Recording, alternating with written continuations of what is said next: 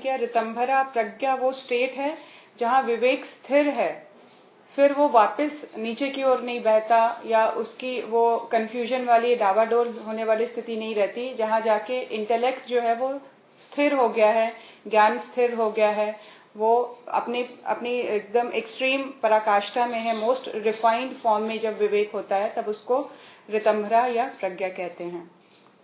आइए गुरु चेतना के साथ बैठे हैं, उनके मुस्कुराहट को, उनके वात्सल्य की अनुभूति को अपने अंदर गहराते हुए आइए सीखते हैं, सुनते हैं बड़े ध्यान से गुरुदेव क्या बताना चाह रहे हैं। गुरुदेव कह रहे हैं यहाँ ये जान लेना आवश्यक है कि गायत्री की उच्च स्तरीय साधना में तत्व दृष्टि, भावना और श्रद्धा का समावेश करना पड़ता है। क्या कह रहे हैं कि गायत्री की जब उच्च स्तरीय साधना हम करने के लिए अपने आप को आगे बढ़ाते हैं तो उसमें तो 3 इम्पोर्टेंट एलिमेंट्स हैं। वो क्या क्या हैं? गुरुदेव कह रहे हैं अपने अंदर की तत्व दृष्टि को जागृत करो। मतलब किसी चीज को बहुत रूट से जानने की कोशिश करना, बहुत एलिमेंट्री लेवल पर समझने का प्रयास करना कि गुरु तत्व क्या है, गायत्री तत्व क्या है, गायत्री की उपासना क्या कहती है, गायत्री जो शक्ति है वो क्या कह रही है, वो किस दिशा में और किस तरह से वो उसका साइंस काम कर रहा है। गुरुदेव कह रहे हैं ये अंडरस्टैंडिंग के लेवल पर, नॉलेज के लेवल पर, माइंड के लेवल पर ये चीजें होनी, ये तत्व दृष्टि होनी बहुत जरूरी है। दूसरी भावना, भावना का परिष्कृत होना, भावना परिष्कृत होती चली जाए। और तीसरा जो श्रद्धा, ये तीनों का समावेश होना, तीनों का त्रिवेणी होकर काम करेगी ये साधना। उच्च स्तरीय साधना का मतलब है अंडरस्टैंडिंग प्योर क्लियर हो गई, भावना के अंदर प्योरिटी आ गई है, श्रद्धा अपनी विकसित होती, रिफाइंड होती चली जा रही है। तीनों कंबाइन होकर त्रिपदा गायत्री के रूप में वो काम करनी शुरू कर देती है। इन तत्वों का जिसकी साधना में समावेश होगा उसे उतना ही आत्म विकास का उत्कृष्ट लाभ प्राप्त होगा। ये 3 तत्व जो हैं, जहाँ क्लैरिटी होनी सब्जेक्ट की, जहाँ पे भावना के रूप में हम अपने आप को हमेशा भावनात्मक लेवल पे टेस्ट करते चले जाएं। बहुत फाइन है, बहुत अंदरूनी बात है भावना। भावना एक्चुअली एकदम से जो हम है वो प्रकट हो जाती है, उसमें इतनी क्लैरिटी होती है कि अंदर की चीज बहुत आराम से दिख जाती है भावनाओं के द्वारा। और श्रद्धा का समावेश, गुरुदेव कह रहे हैं कि ये तत्व जैसे जैसे अपने सघन रूप से समावेश होते चले जाएंगे साधना में, उतना ही आत्मविकास साधक करता चला जाएगा और उस दोनों के कॉम्बिनेशन से उसको जो लाभ प्राप्त होगा वो बहुत उत्कृष्ट होगा। गायत्री क्या है, उसकी उपासना में क्या दृष्टि रहे और किन गुणों का समावेश अपनी मनोभूमि में होना चाहिए, जिसे सब बातों का ध्यान रहेगा, उसकी थोड़ी सी भी साधना फलदायक होगी।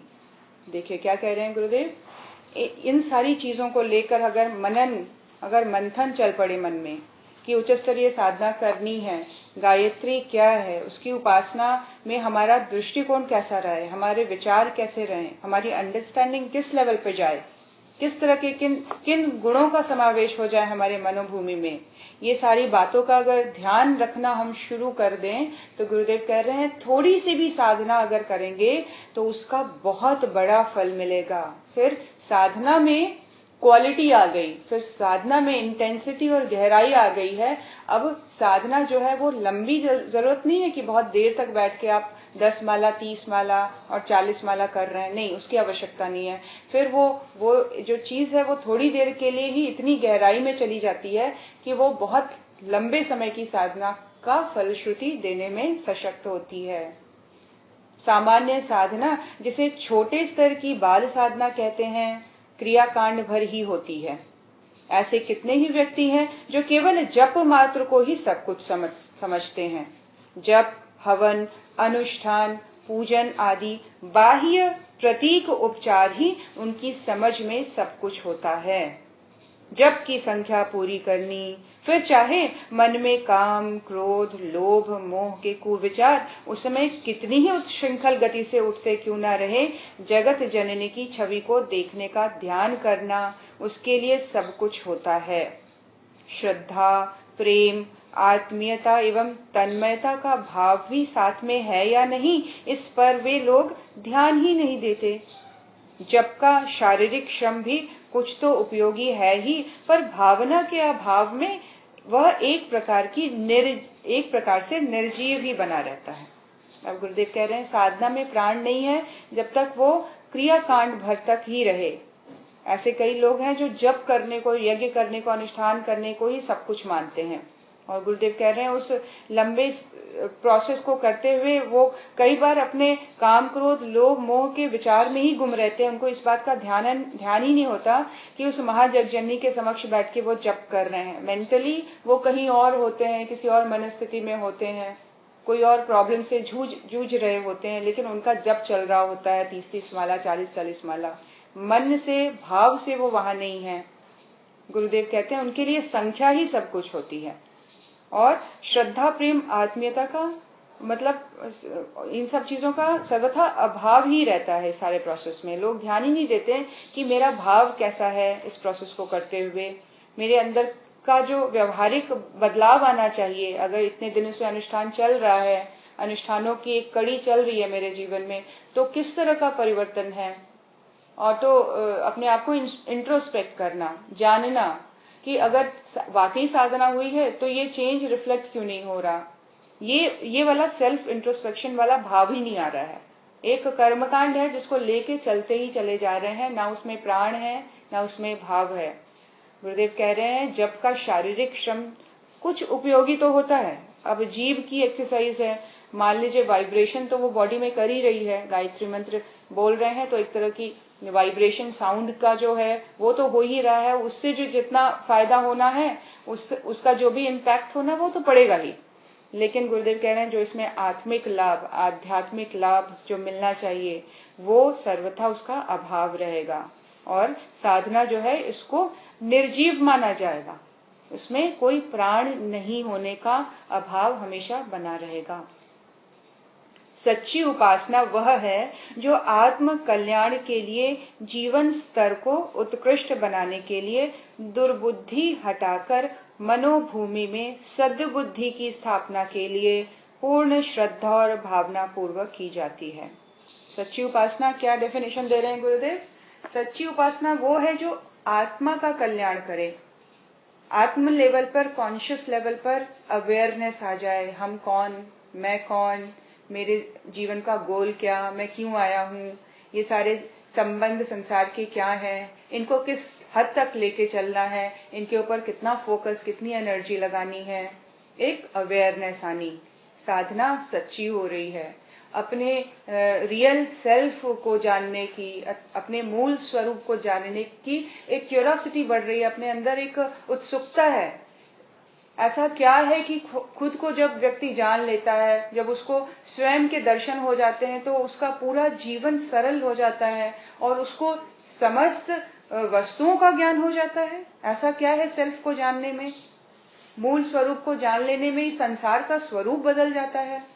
मैं बदला और संसार बदल गया।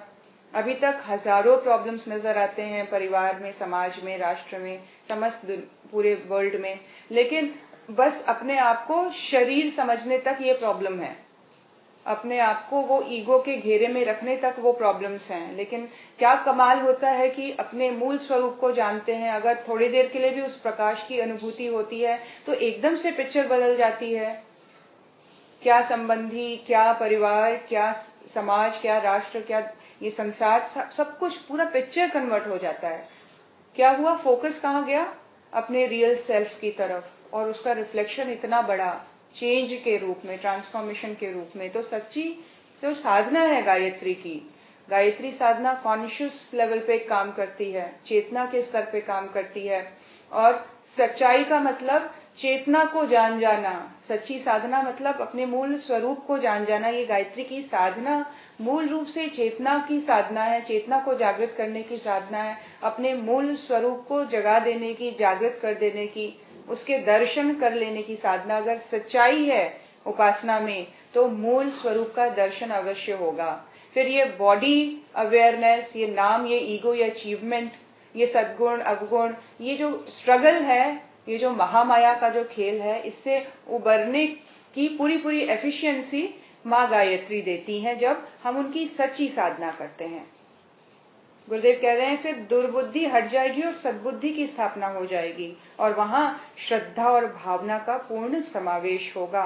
तत्व दृष्टि जागृत हो जाएगी, अंडरस्टैंडिंग की क्लैरिटी आ जानी, हर चीज ट्रांसपेरेंट हो जाना समझ के लेवल पर। ओके, मेरे साथ अगर ऐसा हुआ है इसका मतलब ये है, अगर जीवन में कुछ ऐसा घट रहा है इसका मतलब ये है, सामने वाला व्यक्ति अगर ऐसा कर रहा है तो उसकी मनोभूमि के साथ ये है, वो हो सकता है वो सही है लेकिन वो इस तरह से इस एंगल से मुझे देख रहा है या इस एंगल से मैं इस परिस्थिति को देख, क्लैरिटी आते चले जाना।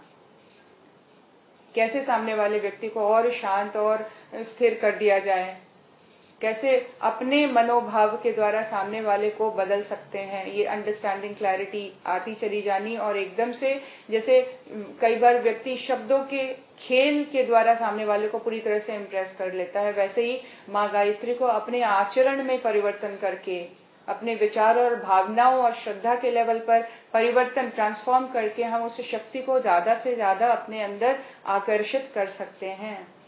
गुरुदेव कह रहे हैं सच्ची अगर उपासना है तो ये रिफ्लेक्ट होगा, रिफ्लेक्शन होना चाहिए। एक्शन अगर सही तरीके से हो रहा है तो इस तरह से रिफ्लेक्ट होगी चीज, श्रद्धा के रिफाइन हो जाने में, भावना के रिफाइन हो जाने में।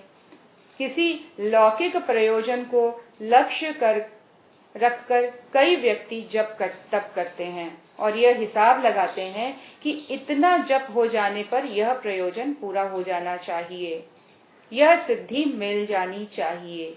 यदि वह प्रयोजन पूर्ण हो गया तो भी उसे छोड़ देते हैं और नहीं हुआ तो भी उसको त्याग ही देते हैं।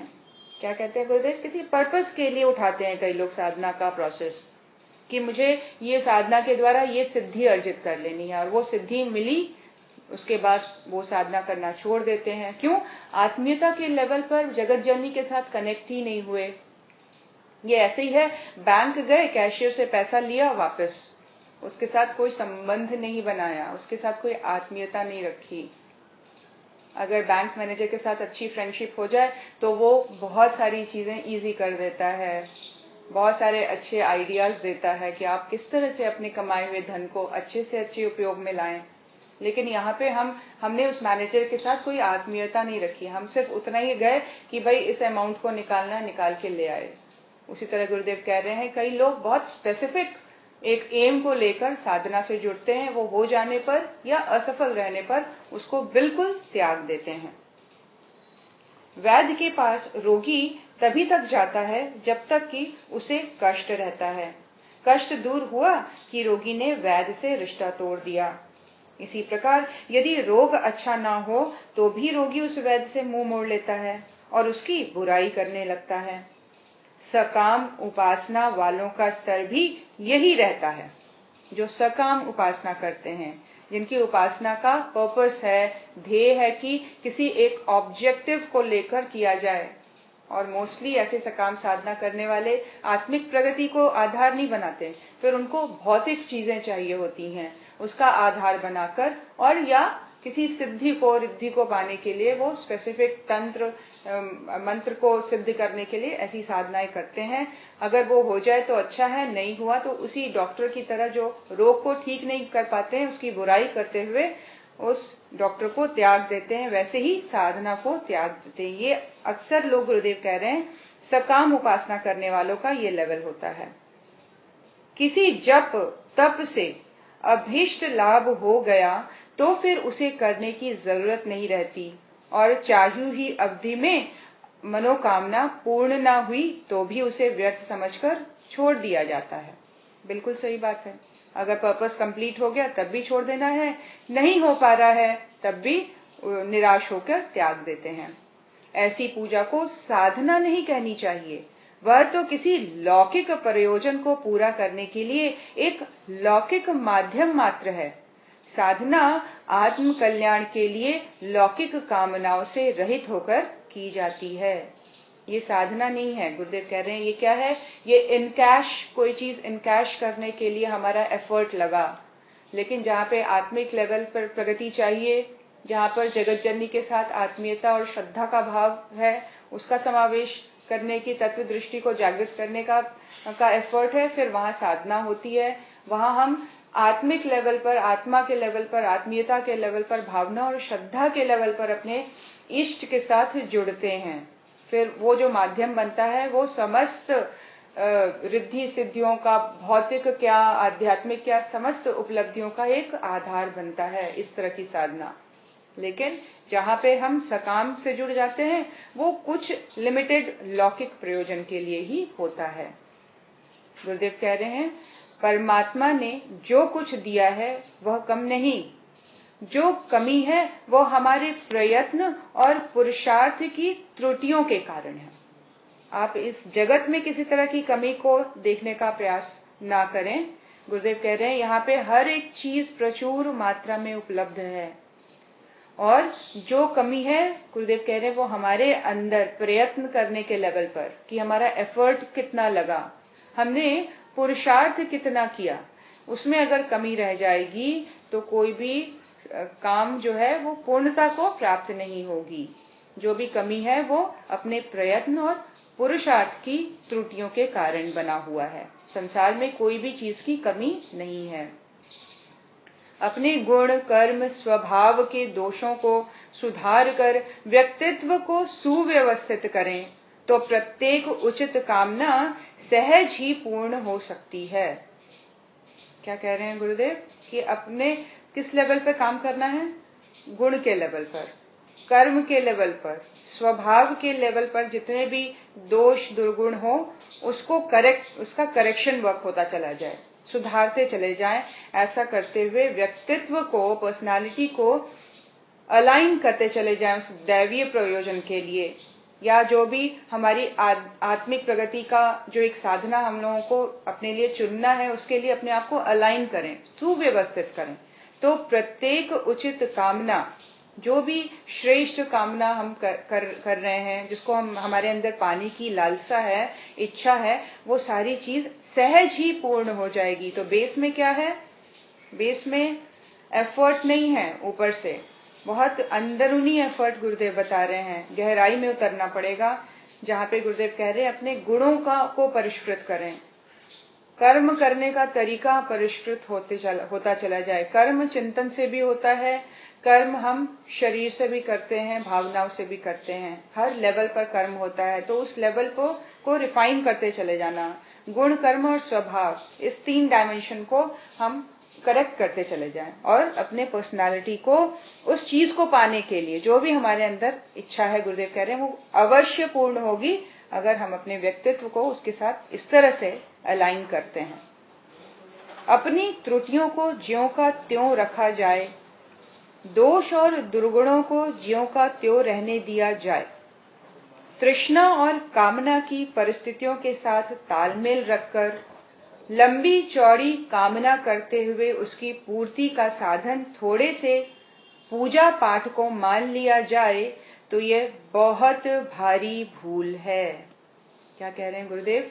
अपने अंदर कमियां हैं तो कमियों को लेके चल रहे हैं, अपने अंदर दोष और दुर्गुण भी दिख रहे हैं तो उसके हटाने के लिए कोई एफर्ट नहीं है, उसको ज्यों का त्यों रहने दिया जा रहा है।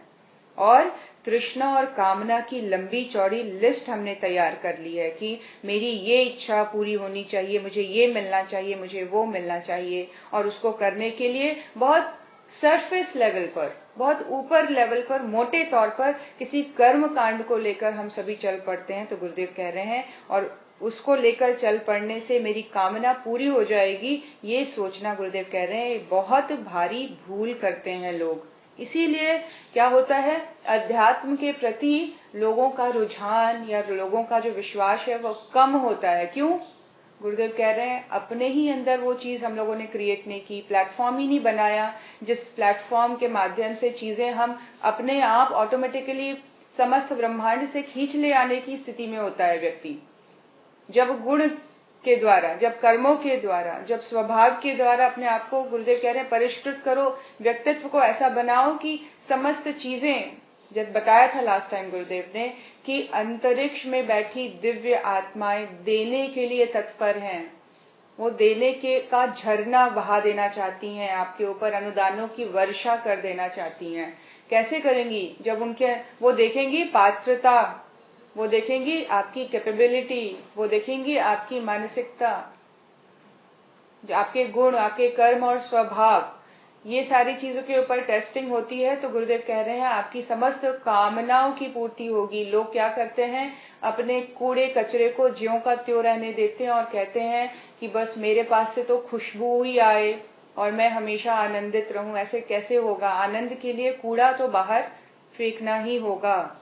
गुरुदेव कह रहे हैं तृष्णा और कामना की परिस्थितियों के साथ तालमेल रखकर अपनी तृष्णा की पूर्ति किए चले जा रहे हैं, अपने समस्त अव्यवस्थित कामनाओं की पूरी पूर्ति करते चले जा रहे हैं। उसके साथ पूरा पूरा तालमेल बिठाया हुआ है और इस तालमेल को बैठाते हुए अपनी इच्छाओं की लंबी चौड़ी कामना की लिस्ट बनाई हुई है और उसकी पूर्ति का साधन पूजा पाठ को मान लिया जाता है। पूजा पाठ जो बहुत मोटे लेवल पर, कर्म कांड के लेवल पर लोग करना चालू कर देते हैं और वो चीजें बिल्कुल पूरी नहीं होंगी। गुरुदेव कहते हैं ऐसी इस लेवल पर कोई मनोकामना पूरी नहीं होती है, तब लोगों को निराशा होती है। तब लोग कहते हैं गायत्री उपासना में दम नहीं, या हनुमान जी ने मेरी सुनी नहीं, या भगवान जैसी कोई चीज नहीं है। कमी अपने अंदर है, कूड़ा अपने अंदर भरा हुआ है, तो वो प्रकाश के रिफ्लेक्ट होने का हम वेट किस बेसिस पे करें? वो नहीं होगा। गुरुदेव कह रहे हैं ये भारी भूल है। ये साइंस है, इस सिद्धांत को, इस प्रिंसिपल को, इसको समझना होगा पूरी तरह से कि ये काम कैसे करती है साधना। साधना का प्लेटफॉर्म क्या होता है, साधना सक्सेसफुल कब होती है, साधना रिफ्लेक्ट कैसे करती है और किस लेवल तक साधना हमारी पकती है। हम उसको भावना, श्रद्धा की लेवल और तत्व दृष्टि को जागृत करने के लेवल तक ले जाते हैं क्या? अपने अंदर वो सीरियसनेस, अंडरस्टैंडिंग के लेवल पर लाते हैं क्या? गुरुदेव कह रहे हैं कर्म और पुरुषार्थ का उचित मूल्य चुकाने का पर पात्रता के अनुरूप जो सफलताएं मिलती हैं, उन्हें थोड़े से पूजा पाठ के द्वारा चुटकी बजाते प्राप्त करने का लालच किया जाए तो यह अनुचित और अनुपयुक्त बात होगी। कर्म और पुरुषार्थ के द्वारा मूल्य चुकाना पड़ता है और पात्रता को विकसित करना पड़ता है, तब कोई चीज मिलती है। लेकिन व्यक्ति ना कर्म को परिष्कृत करते हैं, ना पुरुषार्थी बनते हैं और बड़ी बड़ी कामनाओं की लिस्ट बनाकर सफल होने की पूरी उनकी इच्छा रहती है और ये सोचते हैं कि भाई ₹1.25 का लड्डू चढ़ाएंगे और हनुमान जी मेरा ये काम पूरा कर देंगे। चुटकी बजाते ही काम हो जाना, इस तरह प्राप्त करने का लालच किया जाए तो गुरुदेव कहते हैं ये अनुचित भी है और उपयुक्त भी नहीं है, अनुपयुक्त है। ऐसा सोचना गलत है। लौकिक प्रयोजनों की पूर्ति हमें अपने गुण, कर्म, स्वभाव का परिष्कार करते हुए श्रम और अध्यवसाय द्वारा करनी चाहिए।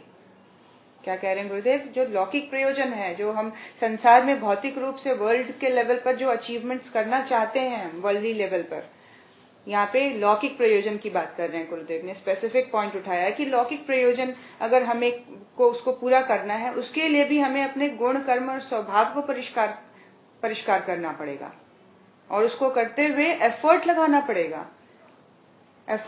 पड़ेगा, परिश्रम करना पड़ेगा, पुरुषार्थ करना पड़ेगा, तब जाके वो चीज मिलेगी। प्लेटफॉर्म है किस चीज का? गुण, कर्म, स्वभाव का पहले प्लेटफॉर्म बनाया जाता है। उस प्लेटफॉर्म के बेस पर मेहनत करनी पड़ती है, पुरुषार्थ करना पड़ता है। ईश्वर ने हमें उन सभी क्षमताओं से पूरी तरह संपन्न करके भेजा है जिसने अपनी आवश्यकताएं अपने बाहुबल एवं बुद्धि कौशल से सरलता पूर्वक प्राप्त कर सकें। ऐसे कई एग्जाम्पल है समाज में जिनको देखकर ये लगता है कि वाकई इंसान जो चाहता है वो पा लेता है। यदि वो अपने आप को गुण कर्म स्वभाव के लेवल पर परिष्कृत करते हुए ईमानदारी के साथ अपने समस्त जिम्मेदारियों को, बहादुरी के साथ अपने सारे कर्तव्यों को निभाते हुए चलता है, तो प्रकृति उसको बड़े से बड़ी उसकी इच्छा को पूरी करती है। इन्हें धैर्य पूर्वक शुभ अशुभ कर्मों के फलस्वरूप सुख दुख की परिस्थितियां ही आती जाती रहती हैं। हम सभी ने अभी पढ़ा, गुरुदेव ने हमें बहुत अच्छे से समझा दिया कर्मों का सिद्धांत क्या है, कर्मों की गति गहन है, इसको कैसे लेना है। भरी गुरुदेव कह रहे हैं इन्हें धैर्य पूर्वक सहन करना चाहिए। कभी भी अगर कोई ऐसी परिस्थिति है जो ऐसा लगता है कि बीमारी के रूप में आई है, इसको सहन करना ही है, इससे लड़ा नहीं जा सकता, इसके साथ धैर्य पूर्वक समय को बिता देना है, इसको धैर्य पूर्वक सहन करना चाहिए। गुरुदेव कह रहे हैं कर्म फल का सिद्धांत अमिट है, हमारी करनी हमें ही भरनी पड़ेगी, इसके लिए ईश्वर को या किसी दूसरे को दोष देने से क्या लाभ। धैर्य और साहस पूर्वक बुरी परिस्थितियों का भी मुकाबला किया जा सकता है। अपनी न्याय व्यवस्था को बिगाड़ कर ईश्वर से अपने लिए पक्षपात का व्यवहार करने की प्रार्थना करना किसी सच्चे साधक को शोभा नहीं देता। यदि हमने पाप किया है तो उसका दंड हंसते हुए भोगने का भी साहस हम में होना चाहिए, यही मानवोचित दृष्टिकोण हो सकता है। अब गुरुदेव कह रहे हैं एक तो कर्म गुण कर्म स्वभाव में अपने आप को रिफाइन करते चले जाना, उसके साथ साथ दो चीजें और गुरुदेव कह रहे हैं, एक धैर्य को रखें, दूसरे परिश्रमी बने। धैर्य किस थॉट के बेसिस पे धैर्यवान रहे कि निश्चय ही यदि ये कर्म प्रारब्ध है तो मेरा बोया है तो मैं ही इसको काटूंगा। कहीं भी ईश्वरीय सत्ता से, ईश्वरीय चेतना से ये नहीं प्रार्थना करिए कि आप अपने जो कर्म के फल को देने का जो विधान है उसको परिवर्तित करिए मेरे लिए। नहीं, आपने जो ये यूनिवर्सल एक रूल बनाया हुआ है इसके अकॉर्डिंग आप मुझे शक्ति दीजिए इस परिस्थिति को धैर्यपूर्वक क्रॉस कर लेने की, पार कर लेने की, ये प्रार्थना करनी गुरुदेव कहते हैं ये साधक की सच्ची मनोदशा को दर्शाता है। इसको हंसते हुए भोगने का साहस मांगना ईश्वर से, और मानवोचित दृष्टिकोण, यही मानवोचित दृष्टिकोण हो सकता है ना। साधक के रूप अनुरूप, मानव के अनुरूप उचित जो दृष्टिकोण है वो यही है कि किसी भी परिस्थिति को, किसी भी चैलेंज को बिल्कुल सिर उठा के लेना, अपनी गुरु सत्ता पर, इष्ट के ऊपर पूर्ण विश्वास रखते हुए कि निश्चय ही ये मेरी क्लैरिटी के लिए है, ये मुझे क्लीन करने आया है, ये मुझे खाली करने आया है, ये मेरे लिए और अच्छा रास्ता बना देने आया है, ये नई पॉसिबिलिटी को जोड़ेगा आने वाला समय, इसको क्रॉस करता हूं मैं, इसको इसमें पूरे धैर्य के साथ काम लेता हूं। ऐसा अपना पूरा अपने अंतर मन को आश्वस्त करके दृढ़ रखना और शांत रखना। गुरुदेव कह रहे हैं परमात्मा ने से प्रार्थना करनी हो तो धैर्य मांगे, साहस, पुरुषार्थ और सत्गुणों की अभिवृद्धि की ही करनी चाहिए प्रार्थना। एक सच्चा साधक क्या मांगेगा? गुणों को मांगेगा, धैर्य मांगेगा, परेशानियों में हम धैर्यवान रहें, परेशानियों से घबराकर कहीं कोई गलत कर्म ना कर बैठे, साहस मांगे, हिम्मत मांगे, पुरुषार्थ, मेहनत करने की वृत्ति, पुरुषार्थी बने, और सत्गुणों की अभिवृद्धि, ऐसी प्रार्थना परमात्मा से करनी चाहिए। सच्चे साधक की जो प्रार्थना है वो ऐसी होनी चाहिए। वस्तुतः प्रभु किसी पर प्रसन्न होते हैं तो उसे वस्तुएं नहीं प्रेरणा देते हैं, उसके अंदर एक प्रेरणा जगेगी, कुछ डिफरेंट अप्रोच लेने की प्रेरणा, कुछ डिफरेंट अपना दृष्टिकोण बिठा लेने की प्रेरणा, कुछ डिफरेंट प्रैक्टिस शुरू कर देने की, कुछ साधना से जुड़ जाने की प्रेरणा। ये प्रेरणा ईश्वर के अनुदान के रूप में आता है, वो अपने प्रेम को इस रूप में व्यक्त करता है परमात्मा। इसीलिए अगर कुछ पॉजिटिव थॉट्स आ रहे हैं तो निश्चित जाने परमात्मा चेतना आपसे बहुत प्रसन्न है। कुछ एफर्ट करने का मन है, कुछ सीरियस अपना स्वाध्याय या कुछ मनन के लेवल पर, कुछ चिंतन के लेवल पर गंभीरता आ रही है, कुछ ऐसी प्रेरणा जग रही है मन में, साधना के लिए हम अपने अंदर एक सीरियसनेस को देख रहे हैं, तो निश्चय ही ये ईश्वरीय प्रेरणा, प्रेम जो हमारे अंदर इस तरह के पॉजिटिव मोटिवेशन के रूप में आ गई, ये प्रेरणा ईश्वर का प्रेम है। प्रेम अपने भक्तों को भगवान ऐसे ही देता है, कोई वस्तु नहीं देता, उनको प्रेरणा दे देते हैं जो उनके समस्त जीवन को ही बदल के रख देती है। चिंता और परेशानियों से, अभाव और कष्टों से पार निकालने के लिए यदि आवश्यक मार्गदर्शन प्राप्त हो जाए तो उस पर चलने का साहस बन पड़े तो फिर कठिन से कठिन उलझनों को मनुष्य पार कर सकता है। क्या कह रहे हैं गुरुदेव कि किसी भी प्रकार की चिंता और परेशानियों से, किसी भी प्रकार का अभाव अगर जीवन में है, किसी प्रकार का कष्ट है, उसको पार करने का अगर मन में एक डिफरेंट लेवल का मार्गदर्शन मन ही मन आपको मिलता चला जाए, आपको प्रेरणा ईश्वरीय चेतना देती चली जाए, तो इसको क्या समझना है कि ये पूरी तरह से उलझनों को पार करवाने वाली दैवीय शक्ति आपको परमात्मा दे रहा है। ये समस्त कठिन से कठिन उलझनों को मनुष्य पार कर सकता है अगर उसको वो मार्गदर्शन प्राप्त होता चला जाए। तो मार्गदर्शन, वो प्रेरणा, वो मोटिवेशन अपने आप में कितना इम्पोर्टेंट है। वो उसको हर एक दयनीय स्थिति से उबार लेती है। चाहे वो अपने ही लेवल पर हम बहुत ही कुंठित होकर बैठे हुए हैं इंटरनली, मतलब परिस्थिति वश या कोई व्यक्ति के द्वारा हम परेशान नहीं हो रहे हैं, अपने आप के ही स्वभाव और अपने आप के ही कुछ अवगुणों से इतने परेशान है कि कुंठित होकर जी रहे हैं, और एकदम से एक प्रेरणा आती है, एकदम से एक शक्ति आती है कि व्यक्ति अपने आप को बिल्कुल बदला हुआ सा अनुभव करता है। वो प्रेरणा जादू के रूप में काम कर जाती है।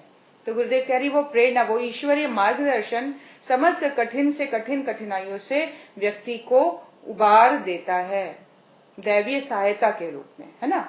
इसके विपरीत यदि आकस्मिक दैवी सहायता मिल जाए तो वह तत्कालिक उलझन तो दूर हो सकती है, पर क्षमता और प्रतिभा के अभाव में फिर अगले दिन वैसी ही अन्य समस्याएं आ खड़ी होंगी। गुरुदेव कह रहे हैं कि इसके विपरीत अगर मार्गदर्शन के अलावा अगर कोई आकस्मिक दैवी सहायता मिल जाए, मान लीजिए कोई किसी व्यक्ति ने आके हेल्प कर दी, कोई परिस्थिति ऐसी बन गई जिससे वो टेम्परेरीली वो चीज सॉल्व हो गई, लेकिन गुरुदेव कह रहे हैं वो जो स्थिति है वो टेम्परेरी है, हो सकता है अगले दिन वैसी ही मनस्थिति, वैसी ही परिस्थिति बन जाए। लेकिन जहाँ मार्गदर्शन, जहाँ मन में इस तरह की प्रेरणा उठना है, वो पूरी तरह से परमानेंट सॉल्यूशन के रूप में जीवन में आता है और व्यक्ति अपने आप को बदलता चला जाता है उस प्रेरणा के बेस पर, उस मार्गदर्शन के बेस पर। उसका पूरा जो बोलते ना कायाकल्प हो जाना, आमूलचूल परिवर्तन, पूरा ऊपर से लेकर नीचे तक परिवर्तित। वो क्या है, मन में प्रेरणा ऐसी जगी। जब मन किसी काम को करने के लिए जागृत होता है तो दुनिया की कोई भी शक्ति उसको नहीं रोक सकती है। उसको वो दैवीय प्रेरणा मिली है, वो ईश्वर का प्रेम उसको प्रेरणा के रूप में मिलता है, तो जीवन पूरी तरह से कायाकल्प जीवन का हो जाता है। यहाँ गुरुदेव कह रहे हैं उलझे दृष्टिकोण के व्यक्ति आए दिन कठिनाइयों के जंजाल में फंसे ही रहते हैं। परमात्मा का सच्चा अनुग्रह यही हो सकता है कि व्यक्ति का दृष्टिकोण सुलझा हुआ हो, समस्याओं का हल करने की हिम्मत और सूझबूझ बनी रहे, गुण कर्म स्वभाव में ऐसी संजीदगी हो कि अपनी ही नहीं दूसरों की गुत्थियों को भी उस माध्यम से सरल बनाया जा सके। क्या कह रहे हैं गुरुदेव, दृष्टिकोण का परिवर्तित हो जाना, दृष्टिकोण रिफाइन हो जाना, तो अपनी प्रॉब्लम तो व्यक्ति सॉल्व करेगा ही, दूसरों की भी प्रॉब्लम सॉल्व करने में हेल्प करेगा। सूझबूझ का बढ़ जाना, गुण कर्म स्वभाव में ऐसी संजीदगी आनी कि स्वयं के प्रॉब्लम को सॉल्व करते हुए दूसरों के प्रॉब्लम की गुत्थियों को सरल करने का भी माध्यम ऐसे व्यक्ति बनते चले जाते हैं।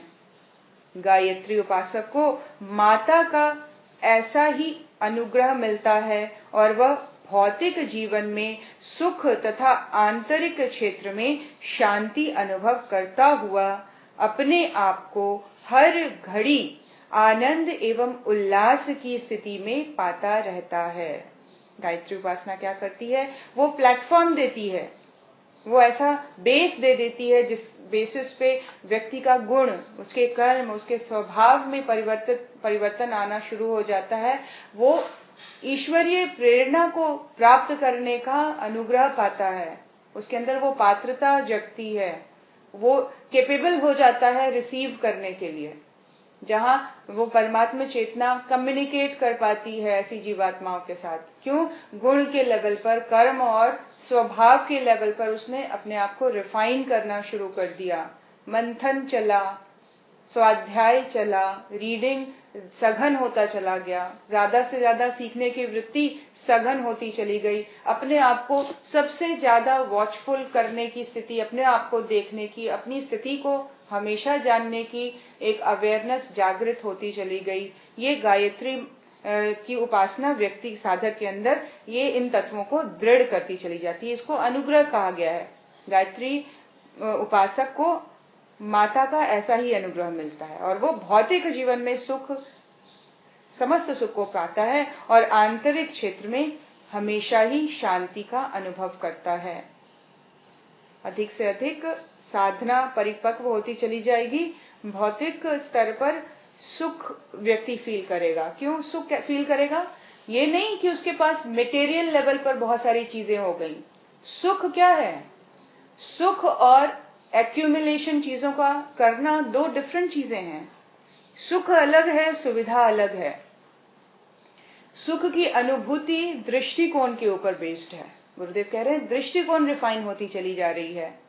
फिर वो इतनी अपनी क्लैरिटी आ गई है दृष्टिकोण में कि अपने आप को हम लोगों ने डिपेंडेंट नहीं रखा हुआ है किसी भी चीज के ऊपर, किसी भी परिस्थिति के ऊपर, किसी भी व्यक्ति के ऊपर, किसी भी इमोशंस के ऊपर हमारा सुख आधारित नहीं है। दृष्टिकोण क्लियर है, क्लैरिटी है, ट्रांसपेरेंसी है, देख पा रहे हैं, चीजों को समझ पा रहे हैं, तो हमेशा ही सुख की स्थिति बनी हुई है। सुख क्या है जानने का प्रयास करें। मैं क्या सुखी हूं? अपने आप से पूछें, क्या मेरी स्थिति सुखमय है? सुख सुविधा से अलग है, लग्जरी से अलग है, मटेरियलिस्टिक चीजों को एकत्रित कर, एक्यूमुलेट कर लेने से अलग एक्सपीरियंस है सुख। जो परमानेंट सुख जिसको कहते हैं, जो हमेशा ही बना रहता है, वो क्या है? वो गायत्री उपासना से मिलती है। फिर वो क्या है? क्या वो विवेक है?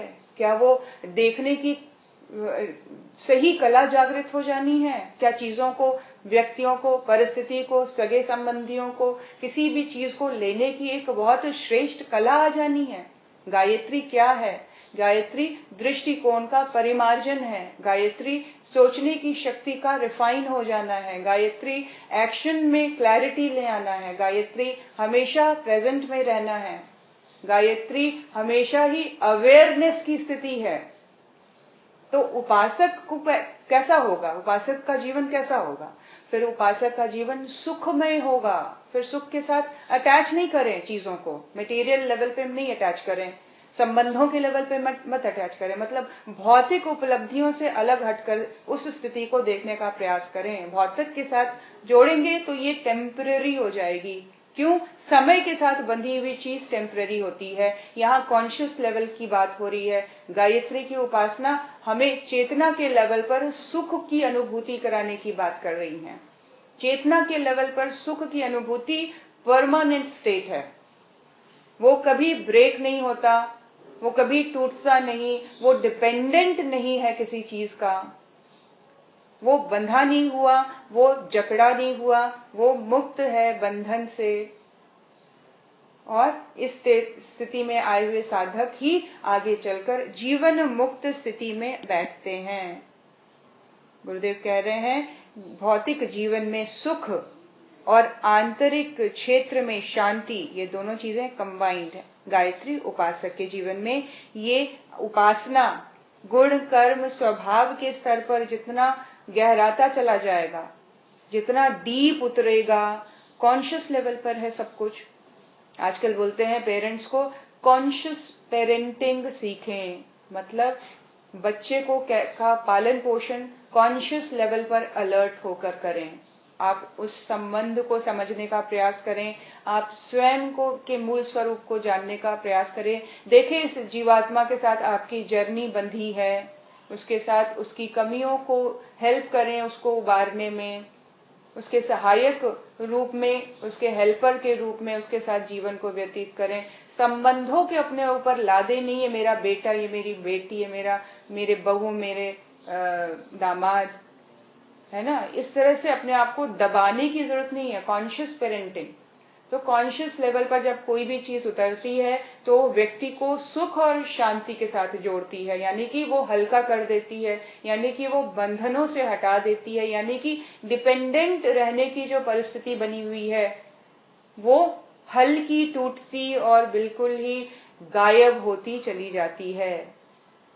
गायत्री उपासना जीवन में शांति और सुख का अनुग्रह बरसाता है, इसका ये मतलब है। इसको तत्व से जानिए, सुख और शांति कैसे होता है, और अनुभव करता हुआ अपने आप को हर घड़ी आनंद और उल्लास की स्थिति में पाता है। ऑब्वियसली इसमें कोई चमत्कार की बात नहीं है। समझने का यदि प्रयास किया जाए कि गायत्री की उपासना है क्या, तो उसके साथ तो बिल्कुल साइंटिफिकली अप्रूव्ड है ये कि सुख और शांति की स्थिति बनी ही रहेगी। गायत्री है क्या, हम सभी इसको मनन करें। हमने अपनी उपासना को में प्राण कितना भरा, वो हमारे उपासना हमारे स्वभाव, गुण और कर्म में कितना रिफ्लेक्ट हुए, किस मात्रा में। तत्व से हमने गायत्री को कितना जाना, गुरु को कितना जाना, परम वंदनीय माता जी कौन है, परम पूज्य गुरुदेव क्यों आए, उन्होंने हमें अपने आप से क्यों जोड़ा, हमने तो कभी उनको नहीं बुलाया था। ये जुड़ाव का प्रोसेस कैसे चल रहा है, ये कैसे होता चला जा रहा है, जानने का प्रयास, मंथन चले, मनन चले, तत्व से हम जानने के प्रयास में अपने अंदर के इस मंथन को गहराएं, जीवंत करें अपनी गायत्री उपासना को, प्राण ले आए उसमें। और जब प्राण आएगा तो हमारी जो स्थिति है वो शांति की होगी, हमारी जो स्थिति है वो सुख की होगी।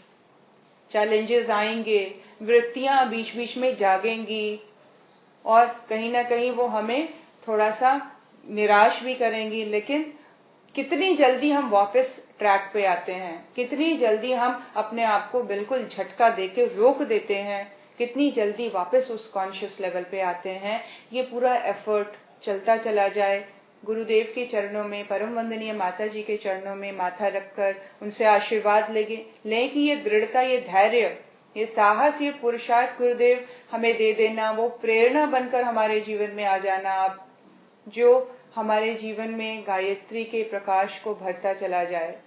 आप हमारे जीवन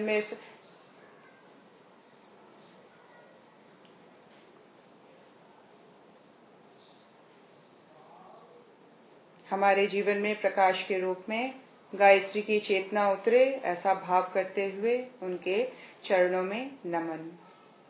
ओम नमोऽस्त्वनन्ताय सहस्रमूर्तये सहस्रपादाक्षशिरोरुवाहवे सहस्रनाम्ने पुरुषाय शाश्वते सहस्रकोटियुगधारिणे नमः सहस्रकोटियुगधारिणे नमः।